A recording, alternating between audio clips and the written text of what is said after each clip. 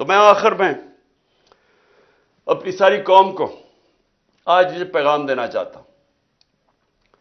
دیکھیں، اگر یہ آئین سے پیچھے ہٹے اور یہ جو ابھی ہمیں ان کے نظر آ رہی ہے ان کی نیت، الیکشنز نہ کروانے کے لیے انہوں نے کوئی بھی کوشش کی، سپریم کورٹ کے فیصلے کے خلاف گئے، آئین کے خلاف گئے.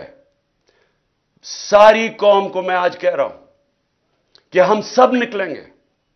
ابھی سے آپ اپنی تیاری کریں، کیونکہ اب اگر ہم نہ نکلے تو اور چھوڑے، اللہ معاف نہیں کرے گا ہمیں. کیونکہ اوپر والے کا حکم ہے کہ حق اور انصاف کے لیے کھڑے ہو.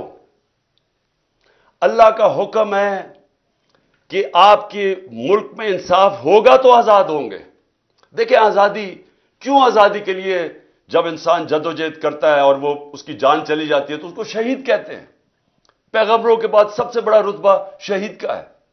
تو کتنی بڑی اللہ نے ہمارے پہ فرض کیا ہوا ہے کہ آپ انصاف کے لیے، اپنی آزادی کے لیے جدوجہد کریں، اور ہماری بہتری کے لیے اس نے کہا ہے.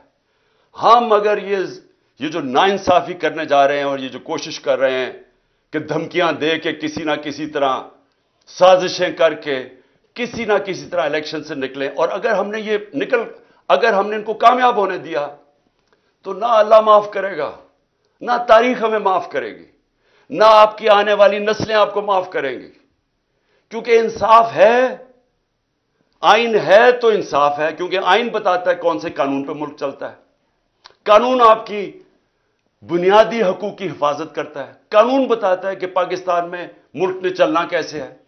تو جب اگر آئین ہی نہیں ہے تو پھر تو جنگل کا قانون ہے. پھر تو طاقتور فیصلہ کرے گا کہ کون سی آئین کی شک اس نے ماننی ہے اور کون سی اس نے مسترد کرنی ہے. پھر تو طاقتور کا قانون ہو گیا جو کہ جنگل کا قانون ہے. اس لیے میرے پاکستانیوں، آپ نے میری کال کی انتظار کرنی ہے. انہوں نے اگر آئین کے اوپر نہ چلے، میں آج آپ کو سب کو کہہ رہا ہوں، یہ آپ سب پہ فرض ہے.